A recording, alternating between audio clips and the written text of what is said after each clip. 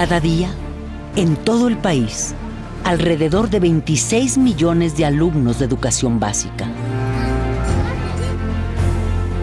Casi 8 millones de estudiantes de educación media y superior.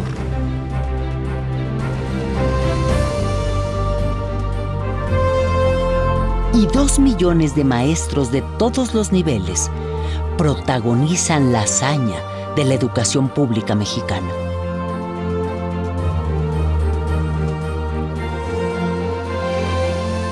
Hazaña que se repite año tras año desde 1921.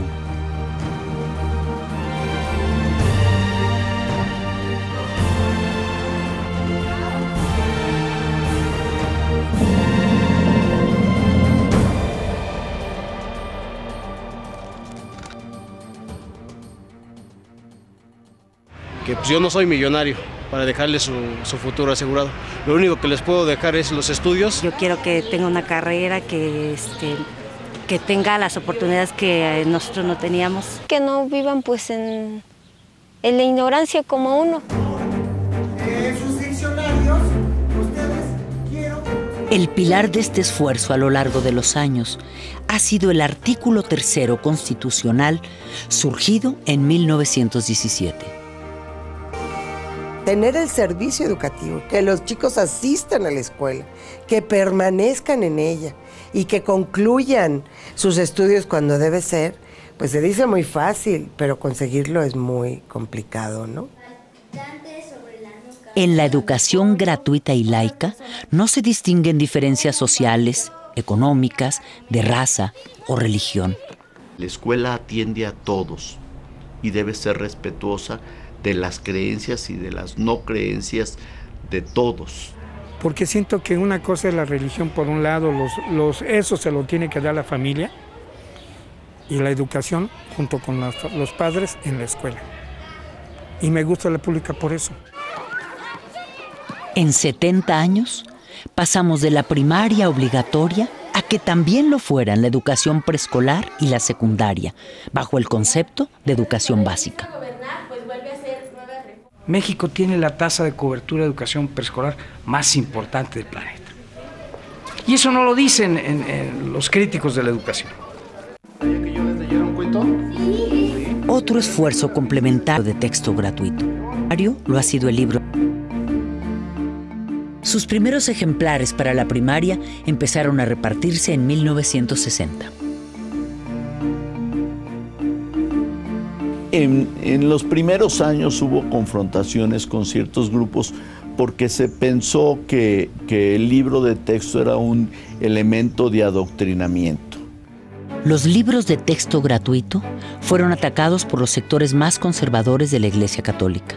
Algunos empresarios de las industrias del papel y editoriales, los grupos más extremos del Partido Acción Nacional y organizaciones de padres de familia vinculadas al clero con el pretexto de que eran doctrinarios e incluso comunistas. El presidente Adolfo López Mateos los defendió con las tesis de la igualdad democrática y la unidad nacional. Para constituirnos como mexicanos, debíamos compartir una historia, un territorio, una cultura. En esa defensa, contó con el apoyo del Sindicato Nacional de Trabajadores de la Educación, que había sido fundado 20 años antes, en 1943. Cuando se le pregunta respecto a si solo van a ser para escuelas públicas o también para escuelas particulares, dice: todos son niños, todos son mexicanos. Para mí la escuela es muy importante en mi vida, porque creo que sin ella no seríamos nada, sinceramente. En los últimos años, todo ese esfuerzo nacional ha empezado a ser cuestionado por la calidad de la educación que reciben los niños y jóvenes mexicanos. Efectivamente, el gobierno se había ocupado de la cobertura, dejando a un lado la calidad. Al inicio del siglo XX, el 90% de los mexicanos eran analfabetas. Al término del siglo XX, alcanzamos prácticamente la cobertura universal en educación primaria y estamos muy próximos a alcanzarla en la educación secundaria. El tema de la calidad Pareció hacer crisis en el año 2000, cuando se dieron a conocer los resultados de la evaluación del programa PISA, realizado por la Organización para la Cooperación y el Desarrollo Económico. Una muestra de 183 escuelas arrojó resultados preocupantes.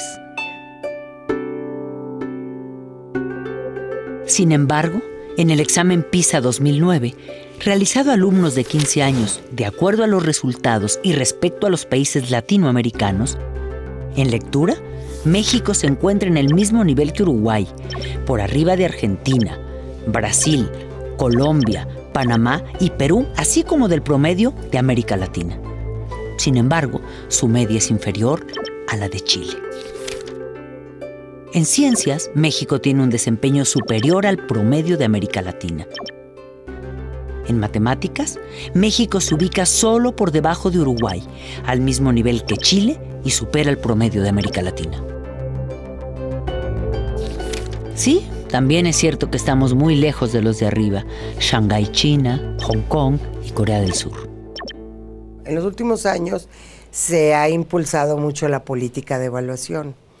O sea, en el sentido de identificar dónde tenemos los problemas, aunque en realidad todavía nos cuesta mucho trabajo aceptar muchas cosas, ¿no? Entonces damos resultados de PISA, por ejemplo, ¿no? Y si México está en tal o cual posición, de manera muy simplista respecto a otros países de la OCDE, y no nos metemos a analizar nuestros resultados a fondo. La educación mexicana, en términos puramente técnicos, está ligeramente por debajo de lo que es esperable en función de la mezcla social del país. Un país inequitativo, de las dimensiones de la inequidad de México, ¿qué querían que obtuviéramos en PISA? La calidad educativa, para ellos es importante la calidad educativa, pero ellos no se dan cuenta de todos los problemas y carencias que hay dentro de un salón de clases, ¿no? Desde el alumno que a lo mejor su mamá no tiene para traerlo a la escuela, desde el alumno que viene arrastrando con las problemáticas de los papás y que llegan a la escuela llorando y maestra, me pasó esto. Entonces, ¿cómo voy a pedirle yo al niño que aprenda de la misma manera que un niño que tiene a sus papás con ellos, que no tiene carencias? Más 14. Hay mucho trabajo detrás de cada cantidad. Entonces me gustaría más que centrar a esas escuelas y ver que a veces un 6 en un alumno implica un reto muy grande. Y para los de fuera decir un 6 dices panzazo. Pero desde dentro ese 6 es más que un 10. 11. ¿Ese resultado? Somos la economía número 14 entre las 20 más grandes del mundo. Pero tenemos 52 millones de pobres. Una pobreza que ha ido en aumento. Tenemos todavía una sociedad muy desigual, condiciones de pobreza en más de 50 millones de mexicanos, y esta pobreza alcanza desde luego también a muchas regiones, a nuestros niños y a nuestros jóvenes que se están preparando.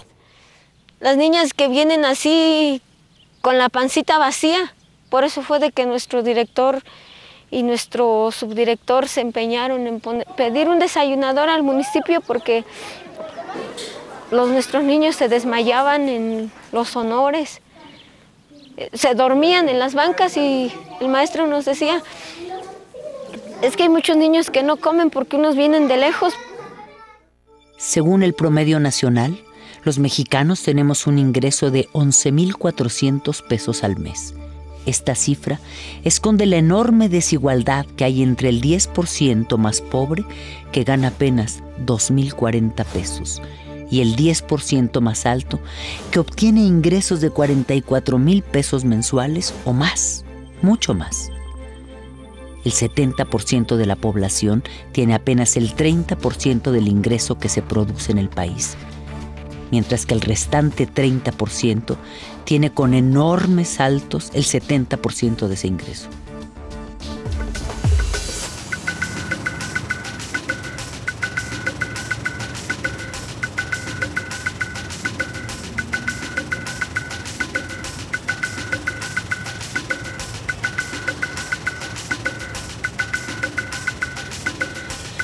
De acuerdo al Instituto Nacional de Estadística y Geografía, el INEGI, de nuestra población económicamente activa, un 29%, 14 millones de personas, trabaja en la economía informal. Poco más de 45% de la población de 15 a 19 años de edad no estudia, la segunda cifra más alta entre países de la OCDE.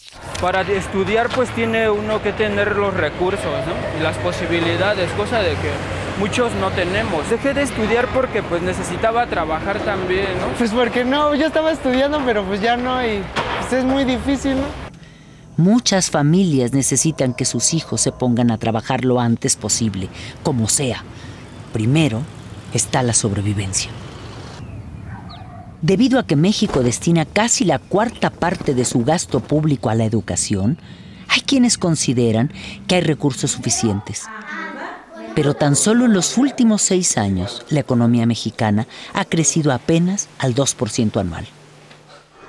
Ha aumentado la cobertura en educación media superior y en educación superior. Por ello, en términos reales, el presupuesto educativo no ha crecido para hacer frente a las necesidades que el esfuerzo de calidad requiere. La Organización para la Cooperación y el Desarrollo Económico parece no coincidir con que haya recursos suficientes para la educación. De acuerdo con su reporte educativo 2010, México invierte 5.7% de su Producto Interno Bruto en educación, más que Brasil, con 5.2%, pero menos que Chile, con 6.4%. El gasto por cada estudiante en educación primaria es de poco más de 27,000 pesos al año, pero el promedio de gasto de los países miembros de la OCDE es 3 veces mayor. Por cada alumno en secundaria, México gasta al año 29,000 pesos, mientras el promedio de los demás países de la OCDE es 3 veces mayor. A los estudiantes de educación superior se destinan casi 90,000 pesos por alumno al año, pero el promedio de la OCDE es casi el doble que el de México. México invertía por la capacitación de cada maestro $800 al año por maestro. Mientras nos avientan el examen de enlace y luego nos miden con los países de la OCDE y resulta que la OCDE está invirtiendo $9,000 al año por capacitar al maestro. De ese tamaño la diferencia. Un problema adicional es la falta de cobertura en los diversos niveles educativos, excepto la primaria. En la educación preescolar se tiene una cobertura inferior al 70% de la demanda. La cobertura en educación secundaria alcanza el 90%. La educación media superior o bachillerato atiende el 62% de la demanda y la educación superior apenas el 32%.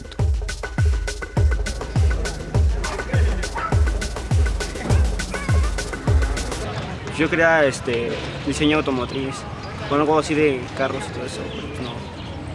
¿Qué pasó? Pues es que no, los gastos eran muchos.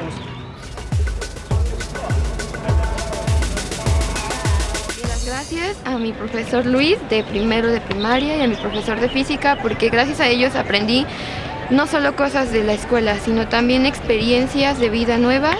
Y más allá de ser solamente el maestro que estaba parado frente a ti, era un amigo, era una persona, era muy humano. Yo creo que sí tengo mucho que agradecerles y finalmente el fruto de todo eso es que estoy aquí en la universidad, en Ciudad Universitaria y en la UNAM, ¿no?